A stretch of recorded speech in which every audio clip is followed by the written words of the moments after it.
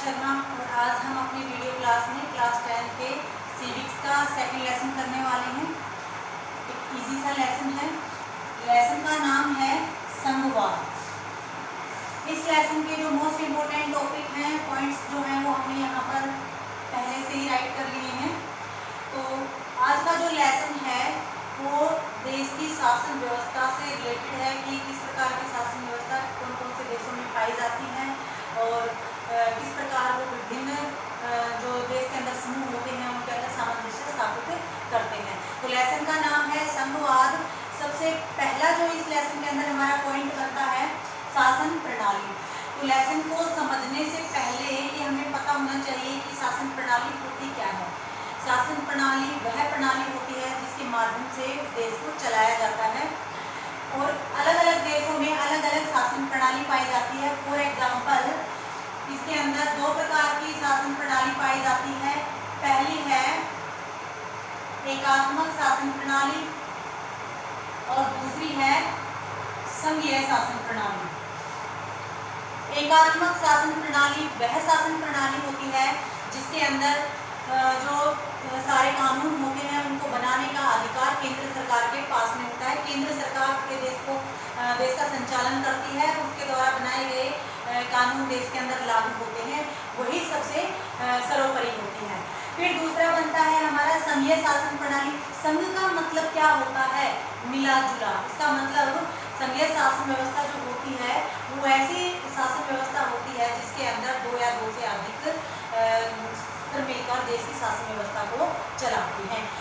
अब एकात्मक शासन प्रणाली का अगर हम एग्जाम्पल लेते हैं तो हमारा जो पिछला जो हमारा फर्स्ट लेसन है सिविक्स के अंदर, जिसके अंदर हमने श्रीलंका के बारे में, बेल्जियम के बारे में अच्छे से पढ़ा कि किस देश के अंदर कौन सी शासन प्रणाली थी, बहुसंख्यक कौन सी भाषा वाले लोग थे, अल्पसंख्यक कौन से थे।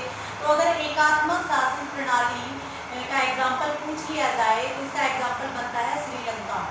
एकात्मक का मतलब जिसके अंदर केंद्र सरकार ही पूरे देश को चलाती है, वो एकात्मक शासन प्रणाली कहलाती है और इसका उदाहरण है श्रीलंका। और दूसरा संघीय शासन व्यवस्था, जो मिली जुली सरकार जो होती है, जो देश को चलाती है, जो देश के अंदर विभिन्न स्तर होते हैं मिलकर देश को चलाते हैं। For example Belgium. अब बेल्जियम जो है वहाँ पर दो स्तर की सरकार थी जिसने देश को चलाया, केंद्र सरकार और राज्य सरकार, और एकात्मक में सिर्फ होती है केंद्र सरकार। तो अब अगला जो हमारा पॉइंट बनता है इस लेसन के अंदर कि जो संघीय शासन व्यवस्थाएं जो होती हैं वो आमतौर पर दो तरीकों से गठित होती हैं, यानी कि 2 टाइप्स होते हैं इसके। पहला तरीका तो ये होता है कि दो से अधिक देश मिलकर, जो छोटे छोटे देश होते हैं, 2 से अधिक देश मिलकर एक बड़ी इकाई का निर्माण करते हैं, जैसे कि संयुक्त राज्य अमेरिका। अब दूसरा जो तरीका है उसमें क्या होता है, एक जैसे बहुत बड़ा देश होता है, फॉर एग्जाम्पल जैसे भारत है, एक बहुत बड़ा देश जो आंतरिक विविधता को, जिसके अंदर आंतरिक विविधता को ध्यान में रखते हुए राज्यों का गठन किया जाता है। यानी कि एक ऐसा देश जिसके अंदर बहुत सारी भाषाओं को बोलने वाले विभिन्न धर्म संप्रदाय के लोग रहते हैं, ऐसे देश के अंदर राज्यों का गठन किया जाता है। अब उसके अंदर इकाइयों में बांटकर उस देश का संचालन किया जाता है, उस देश को चलाया जाता है, उस देश की आंतरिक विविधता को ध्यान में रखते हुए। और इसका एग्जाम्पल है भारत और स्पेन। अब भारत जो देश है जिसके अंदर संघीय शासन व्यवस्था को अपनाया गया है, संघीय शासन व्यवस्था मतलब मिली जुली सरकार को अपनाया गया है, जिसके अंदर जो शक्तियां हैं उसको केंद्र सरकार और राज्य सरकार के अंदर बराबर बांट दिया गया है। अब भारत में जो संघीय शासन व्यवस्था है उसको भारत के संविधान के अनुसार इसको 2 भागों में बांटा गया है। पहला है केंद्र सरकार और दूसरा है राज्य सरकार। लेकिन यहाँ पर ध्यान देने योग्य बात ये है कि भारत एक विशाल देश है, विविधताओं का देश है, विभिन्नताओं का देश है। तो ऐसे देश के अंदर मात्र 2 स्तर की जो सरकारें हैं वो उसका संचालन नहीं कर सकती, देश को ढंग से नहीं चला सकती, क्योंकि इतने बड़े देश के अंदर जो छोटे छोटे क्षेत्र होते हैं उनके ऊपर नजर रखना, उनका संचालन करना, उनके अधिकारों को ध्यान में रखना, ये सारी चीजें पॉसिबल नहीं हो पाती हैं। इसलिए भारत के अंदर यहाँ पर संघीय शासन व्यवस्था तो है, लेकिन यहाँ पर त्रिस्तरीय जो संघीय शासन व्यवस्था है उसको अपनाया गया। जैसे एकात्मक पहला इसका प्रकार है, दूसरा संघीय शासन व्यवस्था इसका दूसरा प्रकार है, तीसरा है त्रिस्तरीय शासन व्यवस्था। केंद्र सरकार प्लस में राज्य सरकार प्लस में स्थानीय शासन व्यवस्था। और जो स्थानीय शासन व्यवस्था होती है उसके अंदर कौन कौन से आते हैं, पंचायत आती है, नगर पालिका, नगर निगम, ये सारे इसके अंदर इंक्लूड होते हैं। अब केंद्र सरकार जो है वो जो देश के मोस्ट इम्पोर्टेंट जो पहलू होते हैं उनको संभालती है, जैसे कि सेवाएं जो होती हैं दूसरे देशों के साथ में जो रिलेशनशिप होते हैं, जो आयात निर्यात होता है, वो सारी चीज़ें ये संभालती है और ये कानून बनाती है, पूरे देश के अंदर उनको लागू किया जाता है। फिर दूसरा है राज्य सरकार, ये राज्य के अंदर कानून बनाती है। और तीसरा है स्थानीय शासन व्यवस्थाएं, जो देश के अंदर जो गाँव हैं ये उनसे रिलेटेड है, जो गांव को राज्यों से जोड़ती है और राज्य को पूरे देश की केंद्र सरकार से जोड़ती है। अब आता है हमारा अगला जो पॉइंट है, प्रमुख 3 सूचियां। अब 3 सूचियां कौन सी हैं? सबसे पहली बात कि इसके अंदर जो 3 सूचियां हैं वो सबसे पहली है संघ सूची, दूसरी है राज्य सूची और तीसरी है समवर्ती सूची। समवर्ती सूची। अब संघ सूची क्या होती है?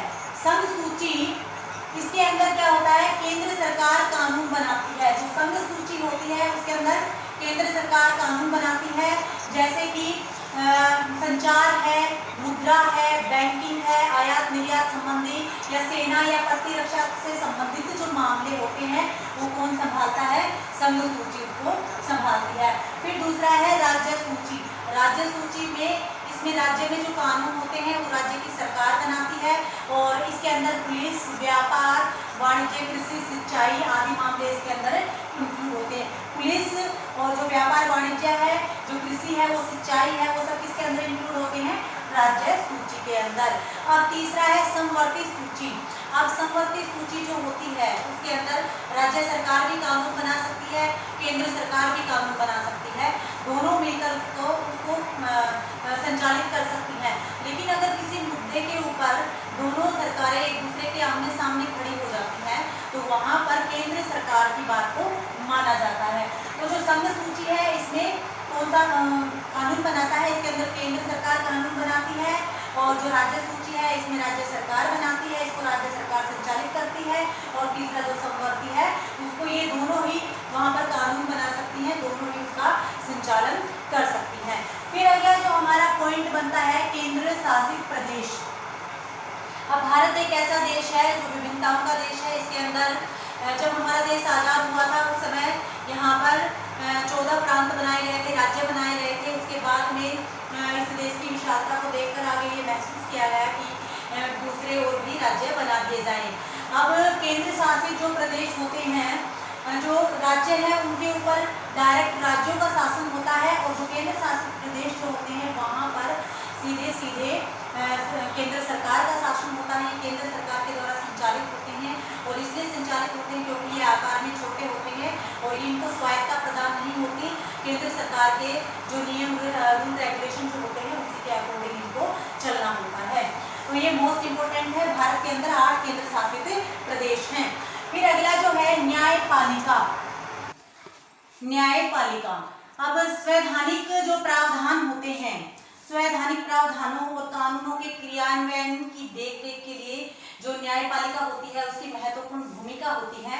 जब केंद्र सरकार और राज्य सरकार के बीच में शक्तियों के बंटवारे को लेकर अगर किसी प्रकार का कोई विवाद होता है तो उस समय जो सुप्रीम कोर्ट होता है वो उस विवाद का फैसला करता है। यानी कि जो हमारा जो एससी है, हाई कोर्ट है या एससी सुप्रीम कोर्ट है, वो उनके ऊपर निर्णय लेता है, उनका फैसला करता है। तो जो न्यायपालिका है उसका देश के अंदर उसकी महत्वपूर्ण भूमिका है।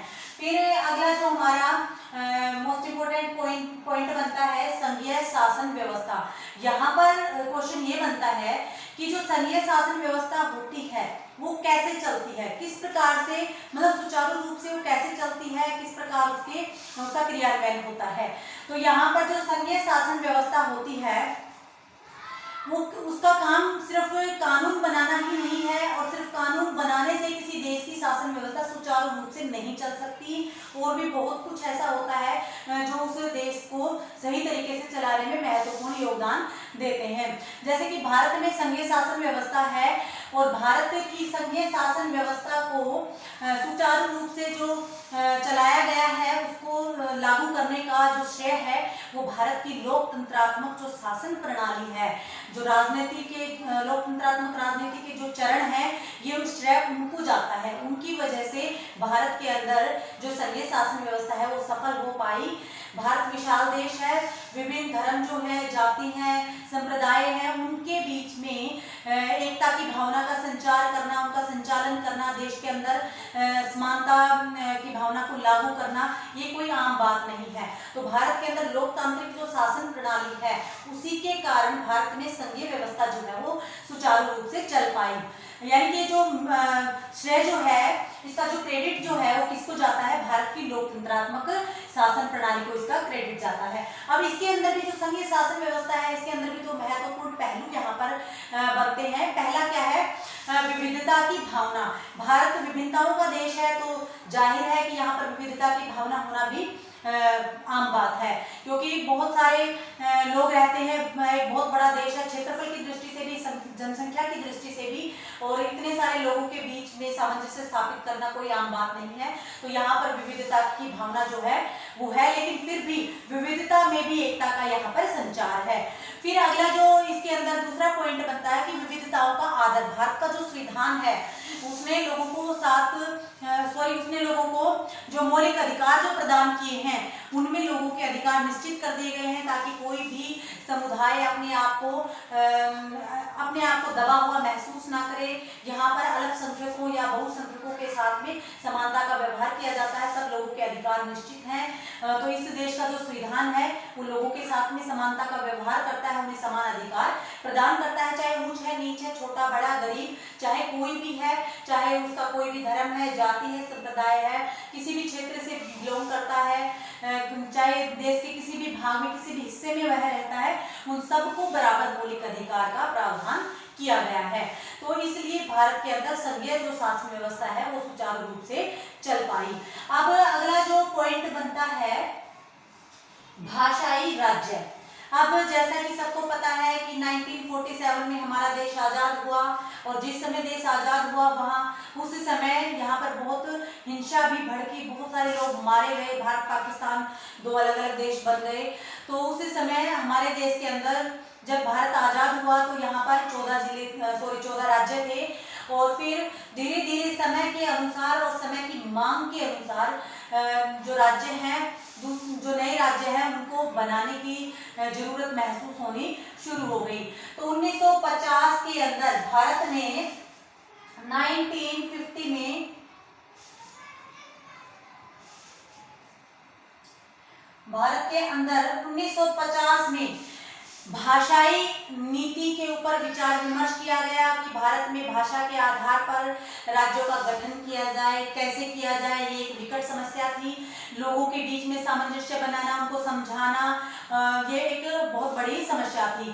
तो राज्य पुनर्गठन जो आयोग था 1953 में 1953 के अंदर एक आयोग गठित किया गया जिसको राज्य पुनर्गठन आयोग का नाम दिया गया। 1950 में तो भाषा नीति लागू करने की बात पे विचार विमर्श किया गया कि भाई यहाँ पर भाषा के आधार पर राज्यों का गठन किया जाए और 1953 में 1953 में राज्य पुनर्गठन आयोग का गठन किया गया और 1956 में जो राज्य पुनर्गठन का जो आयोग था उसने एक अधिनियम को पारित कर दिया। तो इसके अंदर एक नई भाषा नीति लागू की गई। इस समय देश के अंदर एक समस्या थी कि कैसे देश के अंदर एकता का संचार किया जाए, कैसे यहाँ पर राज्यों का गठन किया जाए और किस प्रकार से यहाँ पर कौन सी भाषा लागू की जाए। तो यहाँ पर ये विकट समस्या थी। तो यहाँ 1953 में यहाँ एक आयोग गठित किया गया। 1956 के अंदर उस जो आयोग था उसने एक अधिनियम को पारित कर दिया और जिसके आधार पर भाषाई राज्य बनाए गए। जैसे कि भाषा के आधार पर राज्य जैसे हरियाणा है, पंजाब है, ये भाषा के आधार पर ही इनका गठन किया गया था कि जिस क्षेत्र में जो भाषा बोली जाती है उसको एक राज्य का रूप दे दिया गया, एक राज्य उसको बना दिया गया। फिर अगला है भाषा नीति। अब भारत में स्टार्टिंग में भारत में जो भाषा लागू थी, फिर जैसे भारत पहले संस्कृत भाषा यहाँ पर लागू थी, फिर फारसी भाषा लागू हो गई, और उसके बाद में जब अंग्रेज भारत आए तो उन्होंने यहाँ पर अंग्रेजी भाषा लागू कर दी। जब वो भारत को छोड़कर चले गए तो यहाँ एक विकट समस्या खड़ी हो गई कि किस भाषा को राष्ट्रभाषा का दर्जा दिया जाए। तो हिंदी भाषा को राष्ट्रभाषा का दर्जा देने की बात एक बार सोची गई कि भाई भारत के अंदर हिंदी भाषा को राष्ट्रभाषा का दर्जा दे दिया जाए। उस समय 40% लोग जो थे भारत में वो हिंदी भाषा का यूज करते थे, हिंदी भाषा बोलते थे। लेकिन जैसे ही ये मुद्दा उठा कि भाई हिंदी भाषा को राष्ट्रभाषा बनाए जाने का यहाँ पर एक वो चल रहा है, तो उसी समय हमारे देश के जो बहुत सारे जो क्षेत्र थे, जैसे कि तमिलनाडु है, कर्नाटका है, तो उस साइड के जो लोग थे उन्होंने विरोध करना शुरू कर दिया कि हम इस भाषा को नहीं मानेंगे। जहाँ पर तमिल, तेलुगु, कन्नड़ भाषाएं जो बोली जाती हैं, उन्होंने हिंदी भाषा को राष्ट्रभाषा का दर्जा देने का विरोध किया कि भाई हिंदी भाषा को राष्ट्रभाषा घोषित न किया जाए। तो जो गतिरोध यहाँ पर उत्पन्न हो गए, उन सबको ध्यान में रखते हुए एक फैसला लिया गया कि भाई हिंदी जो भाषा है उसको राष्ट्रभाषा का दर्जा देने की बजाय उसको राज्य भाषा का दर्जा दे दिया जाए। तो भारत के संविधान में 22 भाषाओं को स्वीकृति दी गई, जिसमें हिंदी भाषा को यहाँ पर राज्य भाषा के रूप में अपनाया गया, और जो अंग्रेजी भाषा है उसको भी सहायक भाषा के रूप में अपनाया गया कि भाई जो राज्य हिंदी भाषा नहीं बोलना चाहते वो अंग्रेजी भाषा में अपने कामकाज कर सकते हैं। तो यहाँ पर संविधान के अंदर 22 भाषाओं को यहाँ पर दर्जा दिया गया। जो उपभाषाएं थी 21 जो भाषाएं थी उनको उपभाषा का दर्जा दे दिया गया, और हिंदी भाषा को यहाँ पर राज्य भाषा का दर्जा दिया गया, और अन्य भाषाओं को अनुसूचित भाषा का।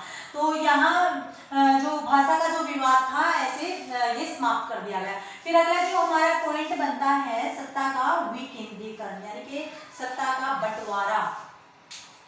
किस प्रकार सत्ता का बंटवारा किया जाए कि देश का संचालन सही ढंग से हो सके। अब भारत एक विशाल देश है, और इतने बड़े विशाल देश का संचालन जो दो स्तरीय सरकार है, यानी कि केंद्र सरकार और राज्य सरकार, उनके द्वारा उनका संचालन करना या देश को सुचारू रूप से चलाना पॉसिबल नहीं था। फॉर एग्जाम्पल मान लिया जाए कि कोई गांव है, सपोज कीजिए कि देश के अंदर कोई गांव है और उस गांव के अंदर गलियां टूटी हुई हैं, या रोशनी का प्रबंध नहीं है, या वहां पर प्राथमिक विद्यालय नहीं है, या फिर वहां पर प्राथमिक शिक्षा के लिए स्कूल नहीं है। तो ये जो छोटी छोटी चीजें हैं, क्या जो राज्य सरकार है वो केंद्र सरकार है, उन सारी चीजों तक क्या वो डीपली पहुंच सकती है कि हर देश, इतने बड़े देश के अंदर इतने गांव हैं और हर गांव से इतनी छोटी छोटी जानकारियां क्या वो निकाल सकते हैं? क्या हर किसी व्यक्ति की वो जो आवश्यकताएं हैं उनको पूरा किया जा सकता है? नहीं किया जा सकता, क्योंकि भारत इतना बड़ा देश है कि इसके जो राज्य हैं, वो जो प्रांत हैं वो इतने बड़े बड़े हैं। जो विश्व में ऐसे कई देश हैं जो हमारे देश के एक प्रांत के समान है, यानी कि एक बहुत बड़ा देश है, और इसको संचालित करना, इसको सही ढंग से चलाना अगर है तो उसके लिए ये जो दो तरह है, राज्य सरकार और केंद्र सरकार, इनसे पॉसिबल नहीं था। तो इसलिए यहाँ पर एक आवश्यकता महसूस की गई कि देश के अंदर राज्य सरकार, केंद्र सरकार के साथ साथ में तीसरा स्तर और होना चाहिए, जिसको हम स्थानीय शासन के नाम से जानते हैं। स्थानीय शासन मतलब गांव का शासन, ग्रामीण शासन जिसको हम कह सकते हैं।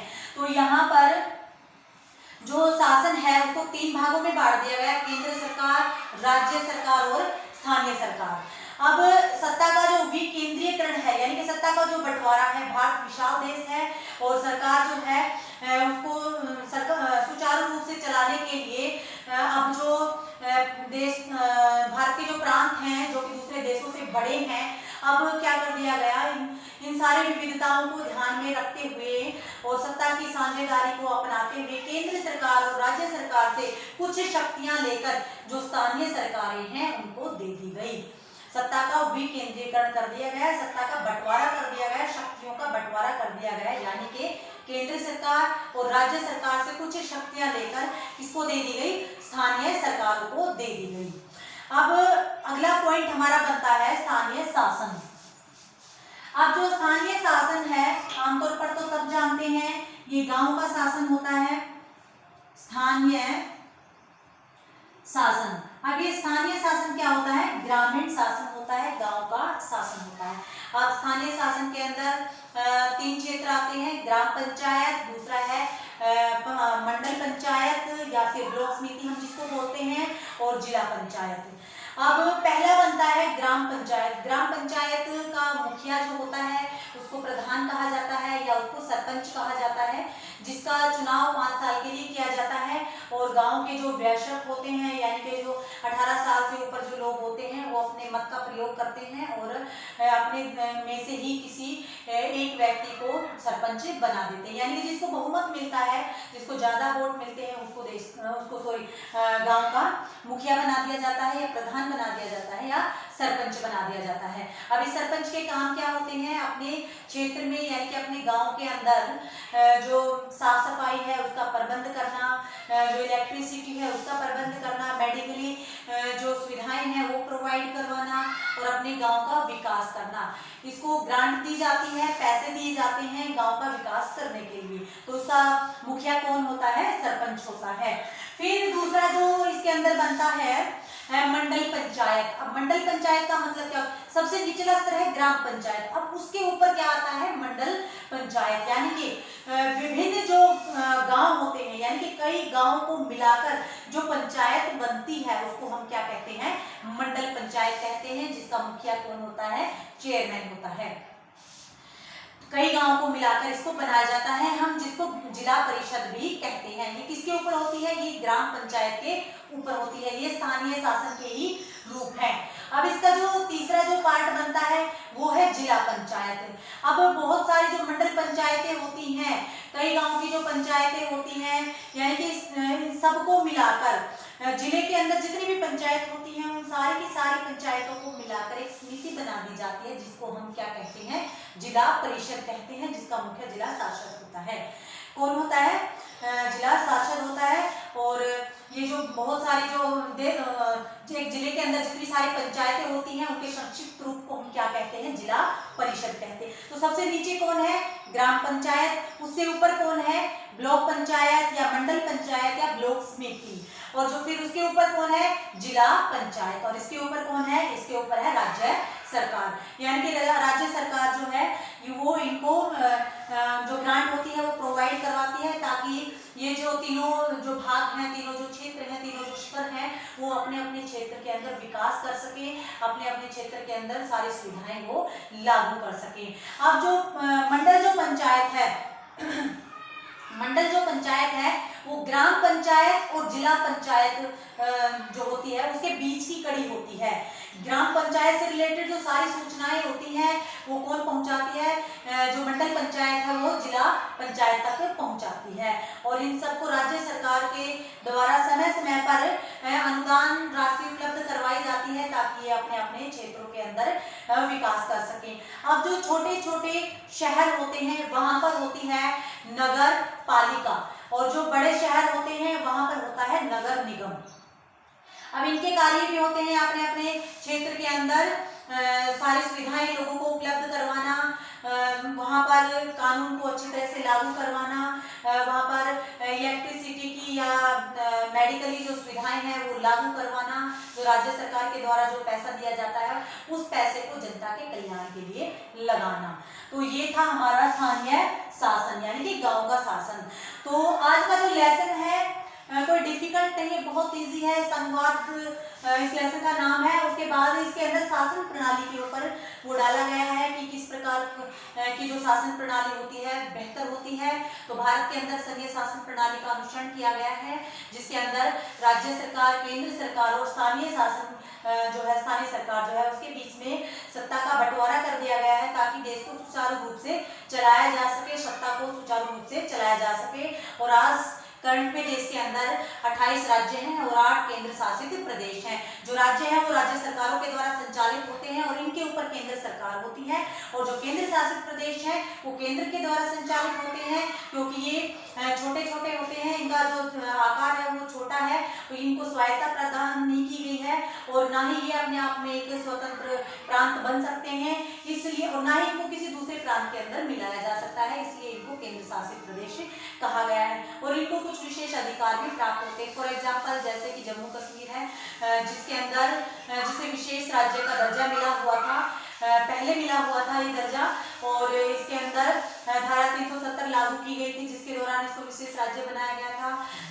यहाँ पर 35A लागू किया गया था, जिससे यहाँ पर हमारे देश के जो विभिन्न भागों के जो लोग हैं वहाँ वो लोग जम्मू कश्मीर में जाकर जमीन नहीं खरीद सकते, कोई व्यापार नहीं कर सकते वहाँ पर, वहाँ की जो गवर्नमेंट जॉब्स हैं वो नहीं ले सकते हैं। ये विशेषता जो विशेष अधिकार इसको दिया गया था, ये सारी चीज़ें इसके अकॉर्डिंग थी, लेकिन अब इसको पूरी तरह से समाप्त कर दिया गया है और अब ये भी केंद्र के अधीन है। वहाँ पर अलग झंडा फहराया जाता था, जो कि अब पूरी तरह से समाप्त हो चुका है। यानी कि ये जो क्षेत्र है अब पूरी तरह से केंद्र के अधीन है, इसको केंद्र शासित प्रदेश घोषित कर दिया गया है। तो आज का जो लेसन है यहाँ पर कंप्लीट हो जाता है। इसके अंदर हमने तीनों सूचियां अपनी रीड आउट की हैं, संघ सूची, राज्य सूची और समवर्ती सूची, और उसके बाद में केंद्र शासित प्रदेश, फिर न्यायपालिका और संघीय शासन व्यवस्था और भाषाई राज्य। तो लेसन जो है बहुत इजी है, ज़्यादा कुछ इसके अंदर ऐसा कुछ है नहीं कि जो आपको समझ नहीं आए। तो एक दो बार अगर आप ध्यान से देखोगे तो अच्छे से आपको ये सब समझ आ जाएगा। थैंक यू सो मच आज की वीडियो के लिए। आई होप आपको समझ आई होगी, आपको पसंद आई होगी। मिलते हैं अपनी नेक्स्ट वीडियो में एक अच्छे से बेहतरीन से एक टॉपिक के साथ में। तब तक के लिए थैंक यू सो मच। जय श्री कृष्ण।